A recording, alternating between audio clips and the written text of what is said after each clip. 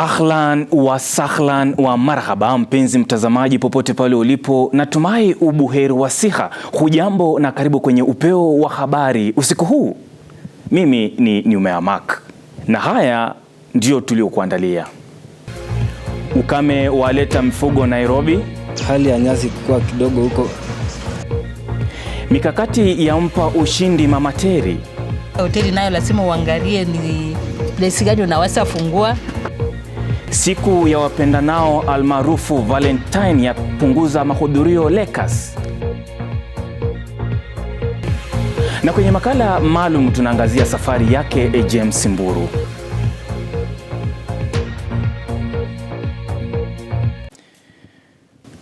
Taswira ya jiji la Nairobi inabadilika huku athari za tabia nchi zikidhihirisha. Swala la ukame sasa limevuka mpaka na kuingia jiji kuu, hali ambayo imezua changamoto kubwa. Mwanahabari wetu Eugene Ngigi ameandaa ripoti hiyo kwa kina. Kufuatia makali ya ukame huko Kajiado Magharibi, wafugaji sasa wamelazimika kupenya hadi jiji kuu la Nairobi kwa minajili kusaka malisho na maji. Safari inayotarajiwa kuendelea hadi msimu wa mvua utakapoanza. Kitu imenileta huku hasa ni kiangazi, hali ya nyasi kukua kidogo huko, tukaamua tukuje huku angalau ng'ombe wapate nyasi ili washibe. Kuna pia hali ya ng'ombe kukua wengi na nyasi kupungua. Napanga kukaa huku kwa wakati wa karibu miezi miwili hivi, angalau mvua inyeshe. Aidha, uwepo wa mifugo hawa barabarani inatatiza shughuli za biashara na hata pia kuhatarisha usalama barabarani huku, uwezekano wa kutokea kwa ajali ikikadiriwa. Okay, kitu ya kwanza sigai kukua sikipita. Unaona kama sasa ile ni mavi na iko mbele ya chakula. Unaona sinaenda sikipupu kila mahali. Sinaweza sikia pia watu like sasa tuseme nyinyi mko hapa mnataka kununua, imekunja tu ikipita ikitafuta kidogo. So unajua utakimbia. Utaweza kukuja hapa ama ukiona hapa utaweza kukuja hapa. Utaogopa inaweza kukugonga. Wanafunzi warejea darasani baada ya kukamilisha masomo ya nyanjani. Mafunzo hayo ya lazima yanalenga kuwapa tajriba katika taaluma yao. Otieno Kevin na maelezo zaidi. Baadhi ya wanafunzi wa KMC waliokwenda masomo ya tarajali maarufu industrial attachment sasa warejea darasani. Sasa niko tadia. So 3.2 tukaenda tena attachment of which ilikuwa last year around September to December. Nili-apply for Citizen TV. Wamerudi na ujuzi mpya pamoja na uzoefu wa moja kwa moja kazini kama vile utangazaji, uendeshaji wa studio pamoja na uandishi wa miswada. Programu hii ya lazima inayowapa misingi ya vitendo inaziba pengo kati ya nadharia na uhalisia. So nikiwa shule sikuwa sana na uelewa mzuri kuhusu print media. Kumbuka mimi nafanya broadcast journalism. So mambo na print media kidogo yalikuwa yananiacha nje. Lakini nilipofika pale ilibidi sasa nimeanza kuzoea, imebidi sasa nimeanza kupenda, imebidi sasa nimeanza kuandika story na kupublish kwenye mitandao. Imechangia, imenipa muonekano mpya, taswira mpya ya namna ambavyo vitu vinafanyika kwenye ulimwengu wa ajira. Wanaporejea masomoni, vijana hawa sasa wana mitazamo mipya na mipana kwenye tasnia ya habari huku wakijiandaa kikamilifu kuwa kizazi kijacho. The institute plays a major role in terms of facilitating students for attachments. The Department of Information, for instance, we have linked up with the Kenya News Agency.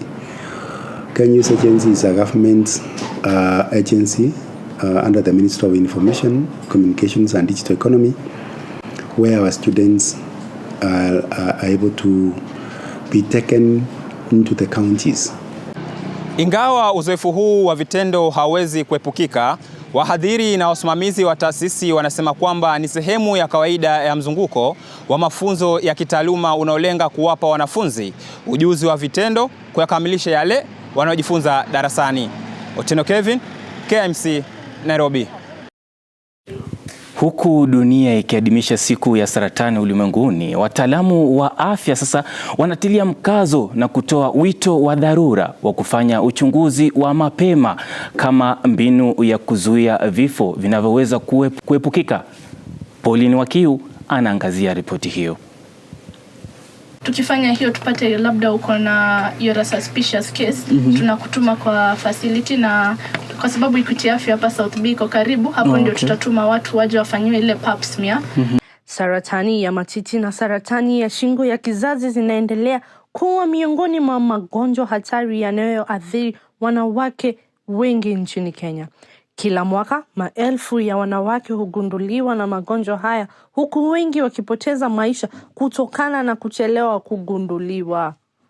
Wataalamu wa afya wanasema kuwa uchunguzi wa mapema ni njia bora ya kuokoa maisha. Wanawake wanahimizwa kujichunguza matiti mara kwa mara na kufika hospitalini kwa vipimo vya saratani ya shingo ya kizazi, hasa baada ya kufika umri wa miaka 25. CareCall has organized a medical camp which will be holding at Fuata Nyayo at the bypass. We'll be doing free screening for cervical cancer and breast cancer. Wanasema ulemavu si kilema, na licha ya changamoto anazopitia James, hajakata tamaa kutimiza ndoto yake ya kuwa mwanahabari tajika. Je, ni siri gani inayomfanya azidi kusonga mbele licha ya hali yake? Mwanahabari wetu Otieno Kevin anatuarifu zaidi. Katika taasisi ya mawasiliano ya umma nchini Kenya, KMC, wanafunzi hutoka katika mazingira tofauti ya maisha.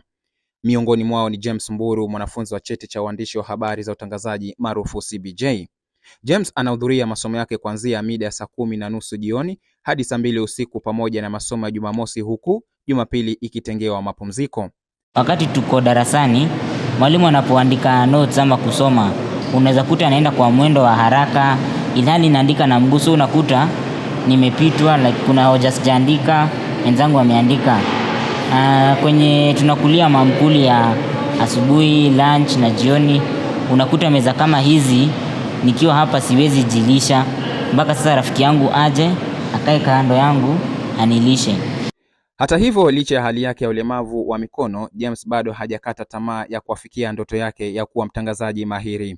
Yeye hukabiliana na changamoto kila aina, kuanzia kujihudumia binafsi kama vile kula, kunywa, hadi kutumia vifaa vya masomo. Kwenye darasa wameniandalia meza ambayo iko level sawa na mguu wangu. Walimu wameelezwa watakapoingia darasani wakisoma notes wasiende mbio sana, wahakikisha wako mwendo wangu, wahakikisha nimeandika point zote. Naam. Lakini kwa msaada wa teknolojia, nidhamu binafsi na kuishi chanya na wengine, James ameendelea kusonga mbele kwa imani dhabiti, huku kutokata tamaa. Safari yake ikiwa ni ushuhuda wa kipekee kuwa ulemavu si udhaifu wala mwisho wa ndoto wa mtu. Hello. Leba amekuja. Anakuja saa ngapi? Sijafa moyo na utangazaji, manake haina kazi mingi. Si ati nitahitaji kubeba kitu kutoka station moja hadi nyingine. Hapa nitahitaji tu sauti na macho, ambapo naekewa karatasi kwenye deski. Kama kuna breaking news, niko hapo na waeleza. Naam, sauti nayo mzuri, Mungu amenibariki na mshukuru.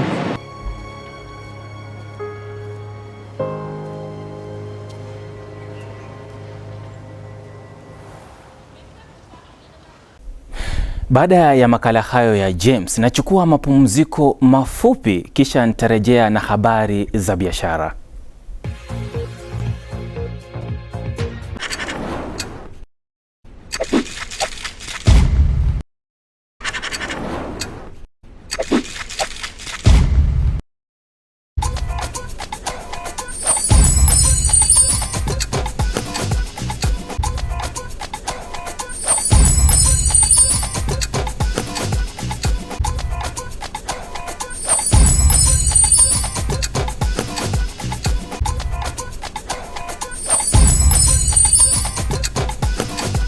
Bay Crystal Original. Get a pen you can rely on.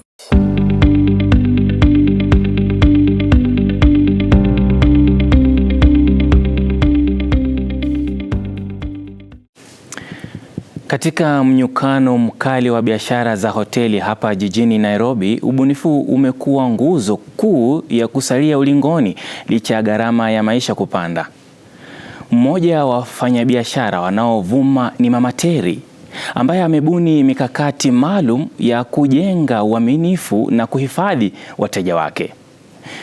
Leo mapema nimekuwa maeneo ya South B na niliweza kuandaa taarifa hiyo. Nipo katika hoteli ya Mama Terry katikati mwa harufu ya wali wa moto, maharage ya kukaanga, mchuzi rojo wa nyama, chapati na vitumbua. Kila siku ya juma baada ya vipindi vya madarasa kuisha, utaona wanafunzi wa KIMC wakija kwa ajili ya kushibisha matumbo yao.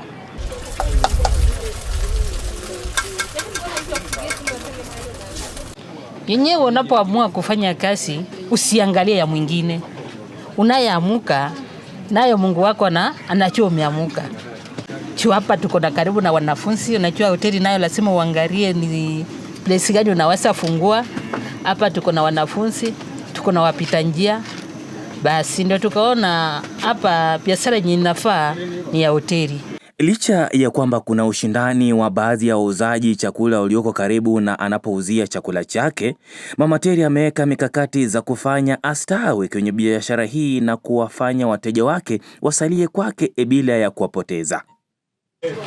Kazi ya hoteli ambayo tumefungua saa hiyo, najua vile Januari yenyewe ni ngumu, lakini nayo nasaidia saa zingine kwa nyumba atupiki. Uchumi wa bei ya bidhaa kupanda sio kipengele cha kuwazuia wateja hao kusita kuja kufurahia mapishi ya Mama Terry. Najua kiwekea mwanafunzi pesa mingi naye anatoroka naenda mahali pesa iko chini kidogo. Nyumea Mark, Insight 24, Nairobi. Jiji la Nairobi linafahamika kwa ushindani wa aina yake na zaidi katika sekta ya biashara. Florence, mumiliki wa duka la Superbike, amefanikiwa kung'ara na kudhibiti soko lake kupitia mbinu za kipekee za kuhudumia wateja wake. Nimezungumza naye mapema leo na hii ndiyo siri aliyofumbua.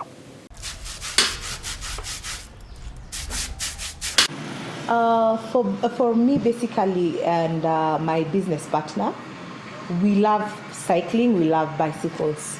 So it started off when, our friends would approach us and tell us, hey, nisaidie kununua bike, I'm looking for a bike, what should I look for in terms of the specs, in terms of, usability, maintenance. So, and at that particular time, it was during the COVID era where we were actually encouraged to cycle a lot. Licha ya kwamba biashara hii ina wengi, swala la wateja kwake sio tatizo. Florence ana mbinu kabambe za kunadi biashara yake. Wateja wengine wanapatikana kutokana na mapendekezo ya wateja wake wa kawaida. The market is there and it's just how you place yourself, how you market yourself and how you put yourself out there in the market. There's a big market in Kenya and actually people have started embracing cycling. I will tell you for free, 60% of our sales are basically it's somebody who referred, a client who's referred somebody, that other person has referred somebody else. Kama tu biashara zingine, Florence pia anapitia changamoto licha ya kujitahidi kuimarisha biashara yake. Anasema baadhi ya wateja wanasita kununua baiskeli kwa sababu ya miundombinu za barabara nyingi hazina njia maalum za waendeshaji baiskeli. Infrastructure, there's no provision for cycling lanes. Like in Nairobi, I think there are like only 3-4 major roads that have actually a partitioned cycling lane. And because we still have that mentality where we're having rogue drivers. Kwa kawaida baiskeli ni mojawapo ya vitu vya kukufanyiza mazoezi, na zaidi watu wameifanya kuwa biashara kwa kuingiza kipato chao, kama tu vile umesikia Florence akieleza. Nyumea Mark, Insight 24, Nairobi. Inabidi na mimi nimtembelee rasmi Florence ili nijinunulie angalau baiskeli moja. Lakini kando na hayo, nachukua mapumziko mafupi.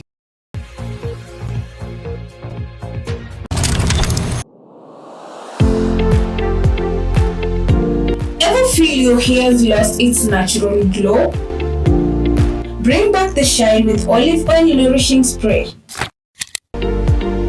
Mixed with pure olive oil, it hydrates, smoothens, and protects each strand. Enjoy a soft, silky glow that lasts all day. Olive oil, your hair deserves to shine naturally.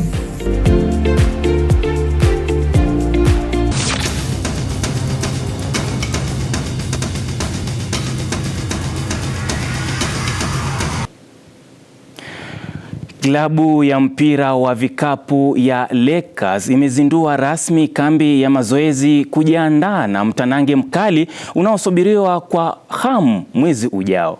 Hata hivyo, kinyume na matarajio, mazoezi ya leo yamegubikwa na changamoto ya idadi ndogo ya wachezaji.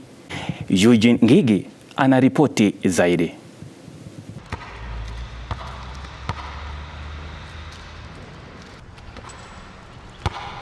Timu ya Lakers ya mpira wa vikapu ilijitosa uwanjani kwa ajili ya mazoezi kabambe ya mchuano wa mechi mwezi ujao. Wachezaji walikuwa wanatarajiwa katika uwanjani kwa 100%, ila matarajio hayo yaliambulia patupu. Reason ya mbona tuko wawili ni today is on 14th February. Nyote mnajua leo ni Valentine. Tunaweza sema ni consistency kwa mazoezi. Hiyo ndo bring up game kwa wasee na pia kubuild game. Kila day tukikuwa consistent, tuna practice skills perfect kwa game itaivana.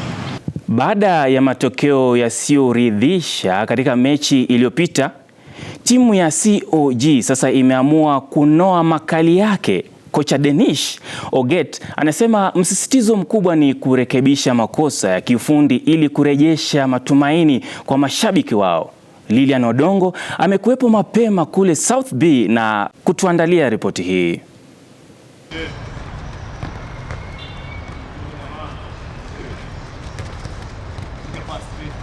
Haya ni mazoezi yanayofanywa kwa udi na uvumba kwa ajili ya kurudisha kile ambacho walipoteza. Dennis Oget, kocha wa timu ya COG, anasema wanatia juhudi ya mazoezi kwa sababu walishindwa wakati uliopita. Angalia kama mechi yetu yenye iliisha ya juzi tulipigwa bao 1-0. Ovucha haikuwa mbaya, vile pia wenye tunacheza nao walikuwa vizuri. Lakini na hopia hii weekend lazima tutapata results. Tuna mechi hii weekend, tuko na mechi tunacheza pale Pumwani. Oget anasema timu inayoshinda itapata tunzo na kuingia katika nafasi nyingine. Tukishinda hii ligi, sana sana tukishinda inakuwa na promotion. So kama sasa hii tuko sub county. Tukishinda tunaenda county. Alafu tukishinda county tunaenda regional, inaenda hivyo kipande. Naam, kufikia hapo usina budi ila kulikunja jamvi kwa shukrani za dhati kwako wewe kwa kutegea na kutenga muda wako kuanzia mwanzo hadi tamati ya habari zetu. Kwa niaba yangu na timu nzima hapa Insight 24 tunakutakia usiku mwanana na utazamaji mwema wa vipindi vyetu vijavyo. Mimi ni Numeamak.